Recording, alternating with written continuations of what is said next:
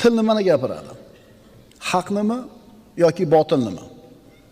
Dunyonimi, oxiratnimi?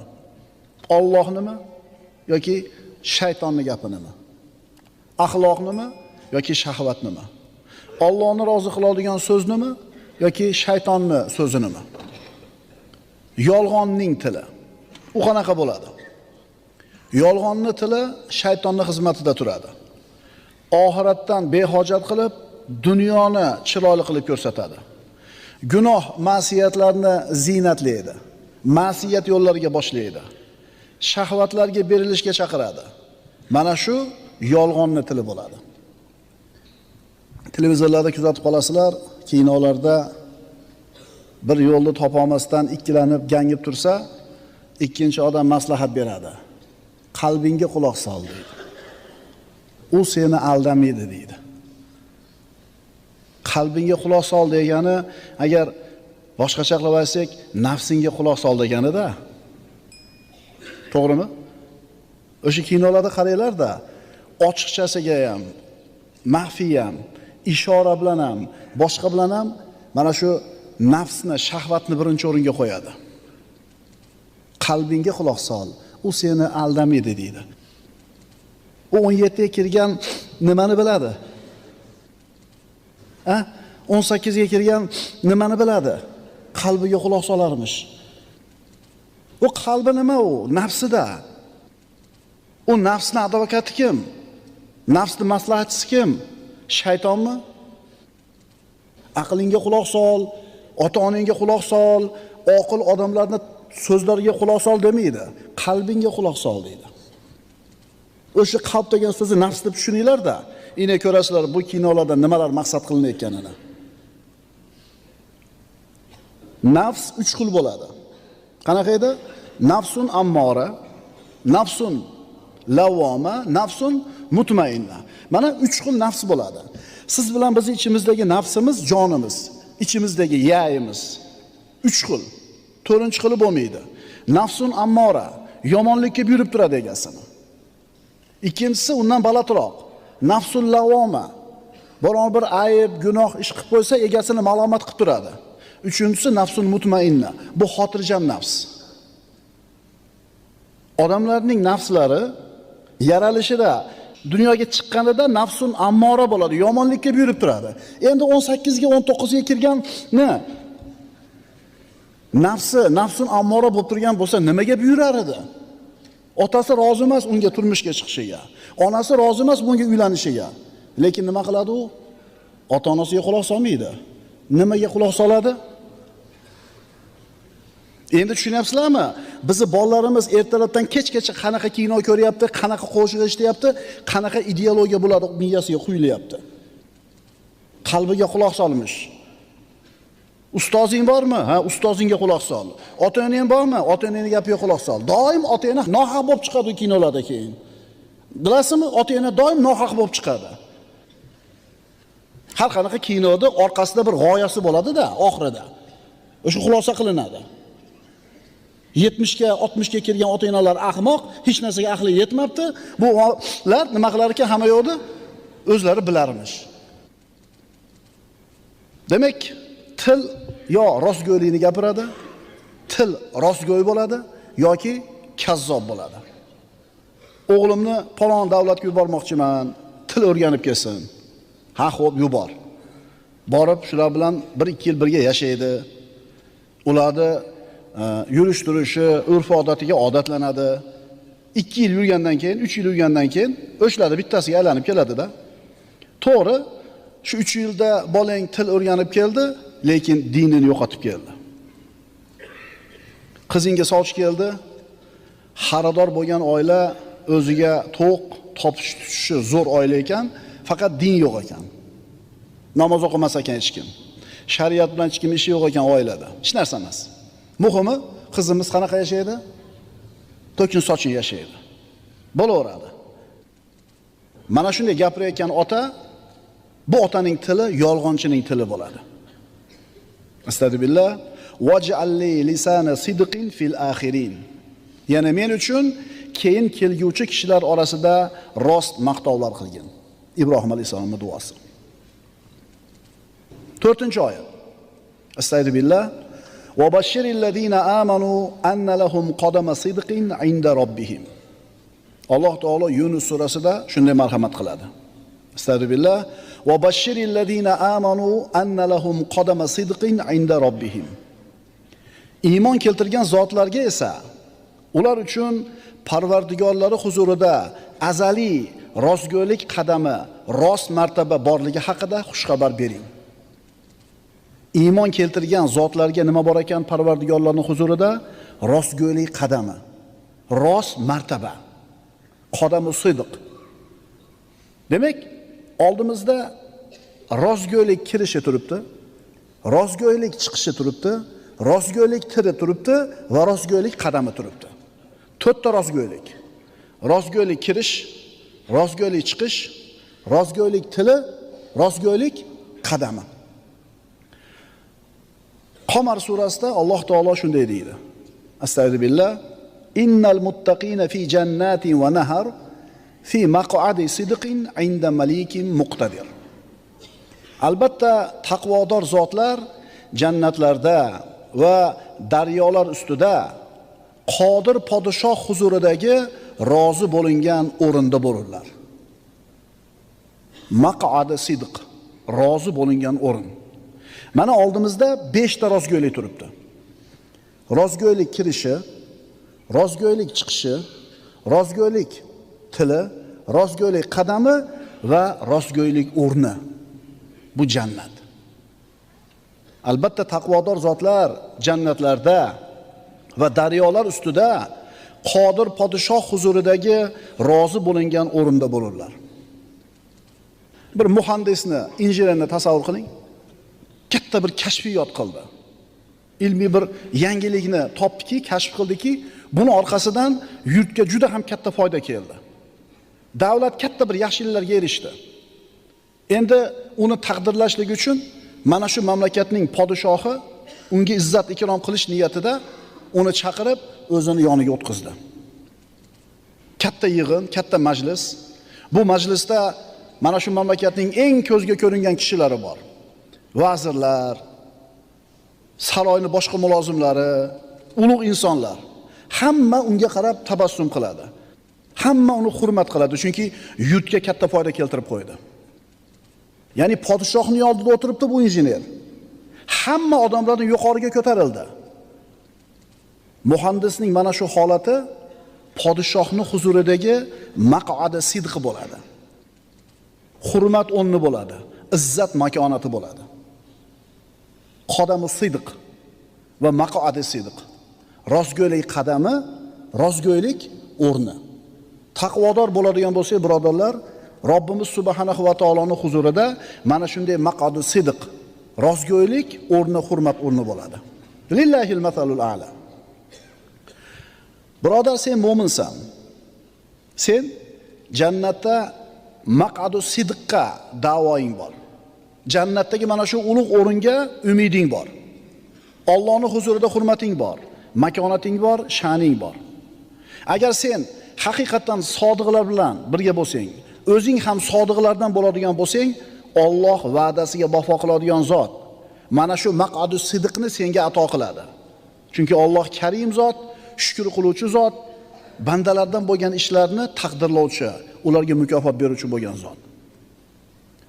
Sen mo'minsan, mana shu dunyoda yashar ekansan, Allohning qahriga qolishingdan qo'rqasan.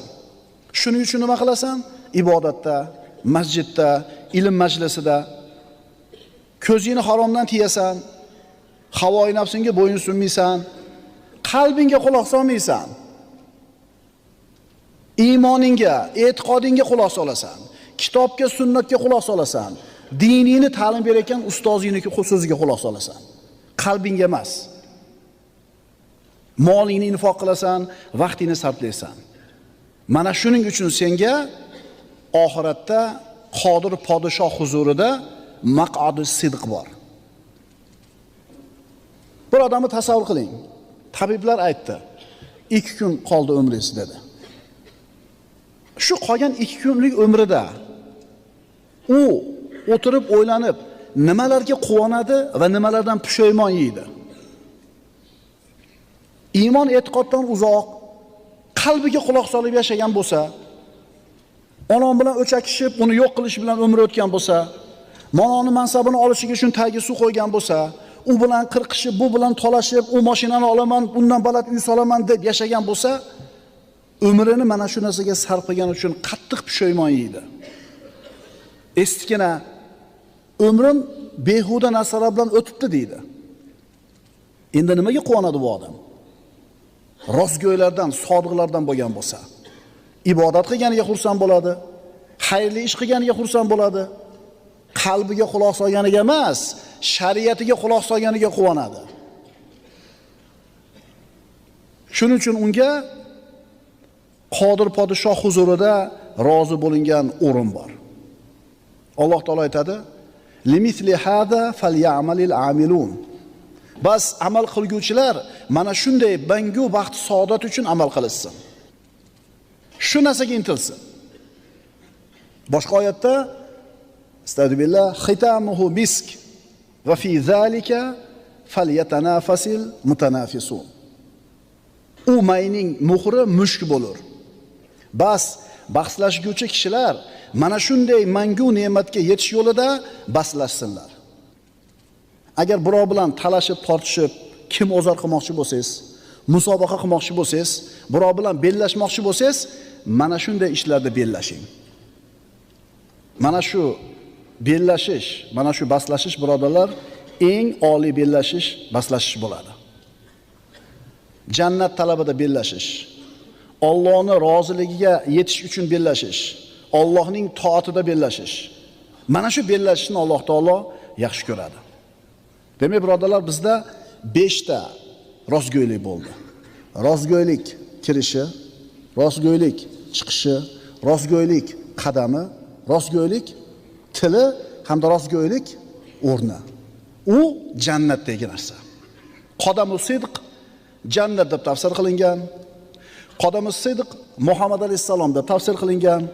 Qodamu sidq solih amallar deb bu borliqda birodarlar faqatgina Alloh taoloning xohishi voqea bo'ladi, sodir bo'ladi.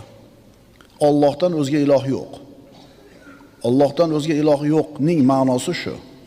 Ma sha'allohu kana va ma lam yasha lam yakun. Alloh nimani xohlagan bo'lsa, bas u narsa voqea bo'ldi va nimani xohlamagan bo'lsa, voqea bo'lmadi. Mana shu narsaga e'tiqod qilishlik iymonning eng oliy darajasi. Inson bolasi yetishi mumkin bo'lgan ilmning cho'qqisi, nihoyasi bu tavhid, la ilaha illalloh. Agar birodar senda mana shu ilm bo'lsa, tavhid bo'lsa, haqiqiy ma'noda tushunib yetsang la ilaha illallohning ma'nosini, la ilaha illallohning ma'nosini tushunib anglab yetsang, mushkulalaringning hammasi hal bo'ladi. Qanday qilib? Chunki aytdik, la ilaha illalloh degani Allohdan o'zga iloh yo'q. Alloh xohlagan narsa bo'ldi, xohlamagan narsa bo'lmadi. Buni bu yog'iga ham Alloh xohlagan narsa bo'ladi, xohlamagan narsa bo'lmaydi. Demak, seni ustingda bo'ladigan har qanday yaxshi yomon ish Alloh taoloning qo'lida. Senga nima musibat kelsa ustingga, bu qilgan gunohing sababli keladi. Agar sen la ilaha illallohni tushunib, Allohga osiy bo'lishidan qo'rqsang va Allohga osiy bo'lmasang, demak mushkulalaringning hammasi hal bo'ldi. Chunki ustingda qanaqa muammo, qanaqa mushkula, qanaqa bir problema bo'lmasin, bularning hammasini aslida gunoh yotadi. Chunki Alloh taolo aytayapti: Astagfirullah, ma asobakum min musibatin fabima kasabat aydikum va yafu an kathir. Nima musibat kelmasin deyapti Alloh taolo. U molingga kelgan musibatmi, sog'lig'ingga kelgan musibatmi, hurmatingga kelgan musibatmi, oilaviymi, iqtisodiymi, ijtimoiymi, qanaqa muammo bor bo'lmasin, deyapti Alloh taolo, bima kasabat aydikum. O'zingizlar qilgan gunoh tufayli keladi deyapti. Shuncha aytyapmizda, la ilaha illallohni tushunsang haqiqiy ma'noda, faqat Allohning xohishi bo'lishini bilsang, gunoh qilgani uyalasan, hayo qilasan. Gunoh qilmayapsanmi? Gunohdan o'zingni ehtiyot qilyapsanmi? Demak, muammo qolmaydi ustingda. Haqiqiy hayoli odam kim? Allohdan hayo qilgan odam. Allohdan kim hayo qilayotgan bo'ladi? Gunohlardan o'zini tiyayotgan odam. Kechagi darsimizda aytdik. Yuzingizga qaramaydi, uyatchang, yerga qarab turadi, hayoli, yuzlari qizarib ketadi, sal bir nojo'ya gapni eshitsa bir xijolat bo'lib ketadi-yu,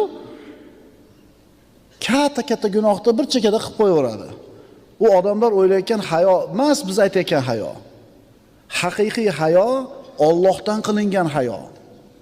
Haqiqiy hayoli odam hech kim ko'rmayotgan joyda ham Allohdan hayo qilib, gunohdan o'zini tiyadi.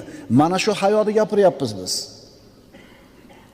Ana g'arbni qarang, eslik hammasi, odoblik, zo'r, kulishadi, bir chiroyli muomala qilishadi. Ha, ana shu katta shaharlarning bittasida juda bir katta rayonda svet o'chib qoluvdi. Kamera nablideniylar o'chuvdi, ko'ring bo'ladi asl basharasini. Ularning odobliligi, birodar haqqidan qo'rqishi, o'g'illik qilmasligi bari kameradan qo'rqib edi. Mana kamera o'chgandan keyinmi qo'liga kirgan narsani shu supermarketdan talon-taroj qilishdi. Endi Allohdan haqiqiy hayo qilgan odam nima qiladi? Svet o'chib qoladimi? O'chmaydimi? U hayoli odam. Tushunarliga biz xas hayoda gapiryapmiz. Demak, Allohni agar yakkalasang, haqiqiy muvahhid bo'ladigan bo'lsang, mushkulalaring qolmaydi. Chunki seni aloqang, muomalang faqatgina bir tomon bilan bo'ladi. Kim bilan bo'ladi? Alloh bilan. Allohni nima deyishi, Alloh sen haqingda qanday fikrda, qanday ra'yda bo'lishiga senga qiziq. Odamlarning ra'yi qiziq emas. Sen haqingda Alloh taolo nima deyishi qiziq bo'lib qoladi. Demak, mushkulang hal bo'ldi. Hamma yuzlarni bir chekkaga surib, bitta yuz uchun ishlagin, u yuzning egasi qolgan yuzlarni rozi qilib qo'yadi. Hamma mushkula, muammolarni bir chekkaga surib turib, bitta g'am, bitta mushkulani bo'yningga olgin. Hamma g'amni chekkaga surib, bitta g'amni zimmangga olgin, Allohni rozi qilishlik g'amini. Qolgan g'amlaringga Alloh o'zi kifoya qiladi. Agar hamma ishingni Allohni o'zi bilan bitirishni o'rganib oladigan bo'lsang, sen haqiqiy rohatni topasan, birodar.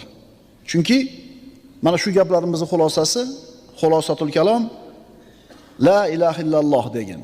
Allohni yakkalagin. Muvahhid bo'l. Odamlarning ko'pchiligi, mana musulmonlarning ko'pchiligi kalimani aytadi.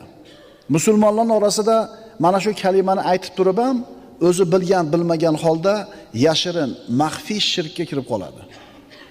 O'zi la ilaha illalloh degan, namoz o'qiydi, o'zini muvahhid deb biladi, ammo o'zi bilmasdan yashirin, maxfiy shirkka kirib qoladi.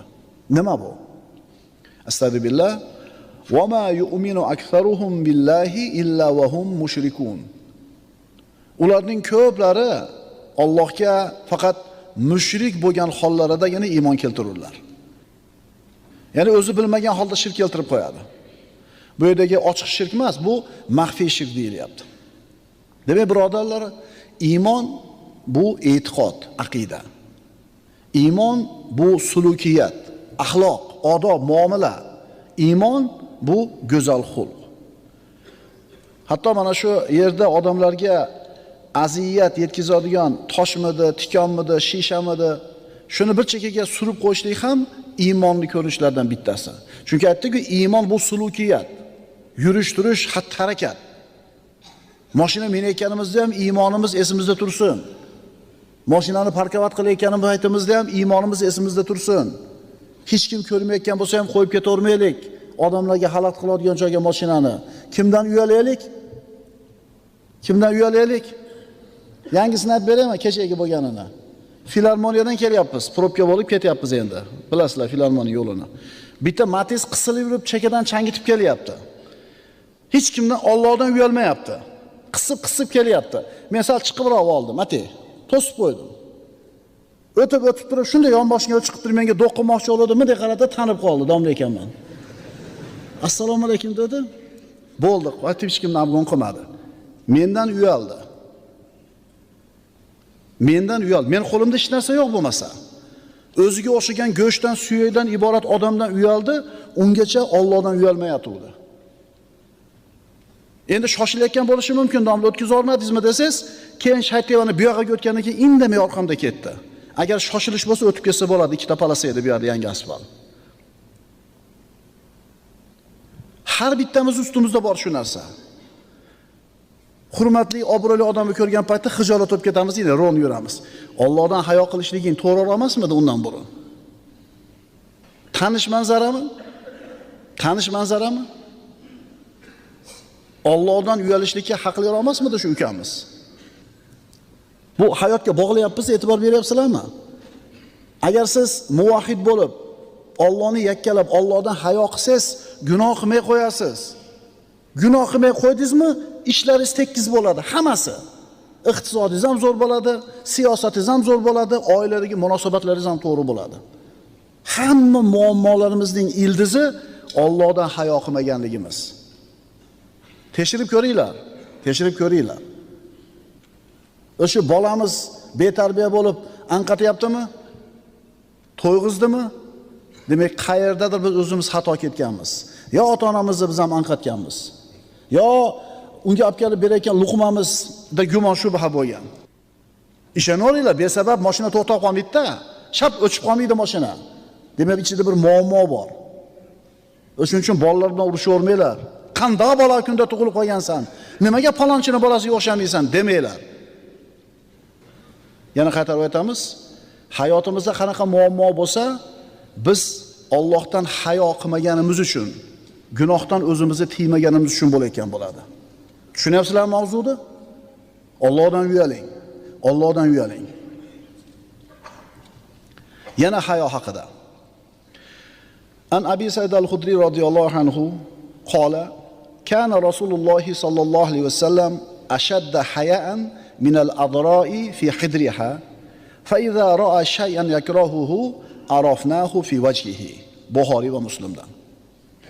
Bu sahoba aytadiki, Rasululloh sallallohu alayhi vasallamning hayosi. Mana hayo haqida gapirganda hayoli insonlarning ustozi Muhammad Mustafa sallallohu alayhi vasallam bo'ladilar. Har bittamizda qaysidir darajada hayo bor. Hatto ko'chada so'kinib baqir-chaqir qilib, behayolik qilib yurgan erkak bo'lsin, ayol bo'lsin, ota-onasini, oila a'zolarini orasiga kirganda hayo bilan turadi. Hayo borda insonda tabiatida qaysidir darajada. Mana eng hayoli zot Muhammad Mustafa sallallohu alayhi vasallammi? U kishining hayosi qaysi darajada edi? Qaysi darajada bo'lgan? Sahoba aytadi, Rasululloh sallallohu alayhi vasallamning hayosi nikoh kechasi to'shagida yotgan qizning hayosidan ko'ra qattiqroq edi. Agar u zot deydi bu sahoba, bir narsani yoqtirmasalar, yoqtirmagan narsani ko'rsalar, biz buni u zotning yuzidan bilib borar edik. Shu darajada hayoli bo'lgan payg'ambarimiz sollallohu alayhi vasallam. Ana bizga ibrat kim? Hozirgi davrda aksincha ana shu behayo bo'lishlik ilgari suriladi. Behayo inson so'zi xunuk bo'ladi, qo'pol bo'ladi, dag'al bo'ladi, sulukiyati yomon bo'ladi. Bunaqa behayo odamlar odamlarni xijolatga qo'yishlikni yaxshi ko'radi. Bora har bir ulfatlarning ichida, jo'ralarning ichida bitta yarimta odam bo'ladi, imkon boricha birodusdan kulib oladi. Bir pasda masxara qilib qo'yadi. Xijolat qilishlikdan o'zi huzur oladi. Bora bor, o'sha palonchi. Lekin o'sha palonchi ham o'zini shunaqa deb bilmaydi. Payg'ambarimiz sollallohu alayhi vasallam aytadilar: "La tuhammirul wujuh." Yuzlarni qizartirmanglar. Ya'ni odamlarning yuzlarini xijolatga qo'yib qizartirmanglar. Mo'min odam bunaqa bo'lmaydi. Mo'min odam birovni xijolatga qo'ymaydi. Agar biz mo'min bo'ladigan bo'lsak, payg'ambarimiz sollallohu alayhi vasallamning hadisini eshitdik. Odamlarni yuzlarini qizartirmanglar deyaptilar, xijolatga qo'ymanglar deyaptilar. Mana payg'ambarimiz sollallohu alayhi vasallam o'zi qanday yo'l tutganlar shunday holatda. Bir to'p sahobalar bilan Rasululloh o'tirib tuya go'sht yedilar. Shu o'tirganlardan bittasidan yel chiqib ketdi. Ovozi chiqdi. Endi boyaga yel chiqqan odamni xijolatdan endi holi tayin. Odamlar bilmayapti kimdan chiqqanini. Hammasi turib namoz o'qishlik kerak, asr o'qishlik kerak. Hozir shu yil chiqargan odam turib tahorat qilsa, bilinib qoladi. Nabiy sallallohu alayhi vasallam ko'ryapsizmi? Odamlarni hijolatdan chiqarishga bo'lgan harisligini. Aytdilarki, kullu man akala lahma jazur falyatawadda. Tuya go'shtini yeganlar turib tahorat qilsin dedilar. Sahobalar hammamiz yedik ya Rasululloh deganida kullukum falyatawadda. Hammanglar tahorat qilinglar dedilar. Hammalari turib tahorat qilishdi. Bu zot Muhammad sallallohu alayhi vasallamda indamasalar ham bo'laveradi. Hijolatdan chiqarib qo'yaptilar. O'zi hijolat qilishlik emas, o'zi odamlarni noqulay holatga qo'yish emas. Noqulay holatga kirib qolgan odamni chiqarib qo'yaptilar. Hamma turib tahorat qildi, demak hech kim bilmay qoldi kimdan yel chiqqanini. Aytyapmiz-ku, payg'ambarimiz sollallohu alayhi vasallamning hayosi nikoh kechasi o'zini to'shagida yotgan qizdan ko'ra qattiqroq edi hayosi. Agar bir narsa yoqmasa u zotga nima qilardilar? Yuzlaridagi holatdan sahobalar bilishib olar edi. Payg'ambarimizga yoqmadi bu narsa deb. Payg'ambarimiz sollallohu alayhi vasallam aytadilar: "Inna mimma adraka an-nasu min kalamin nubuwwa idza lam tastahi faf'al ma shi'ta." Avvalgi payg'ambarlardan dedilar Rasululloh. Avvalgi payg'ambarlardan odamlarga yetib kelgan gap shuki, agar hayo qilmasang, bilganingni qil. Demak, hamma payg'ambar shu gapni bir xil aytib kelgan. Uyalmasang, bilganingni qil. Bu hadisni bir qancha ta'villari bor. Bittasi. Birinchisi, agar qilayotgan ishing odamlar uni ko'rsa, hijolat bo'lmaysanmi?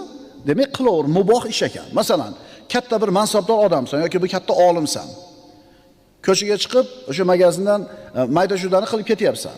Shu ishingdan uyalmaysanmi? Yo'q, muboh ish, demak qilaver. Odamlarning ko'zida bu ish bilan hijolatga qolmaysanmi? Qilaver.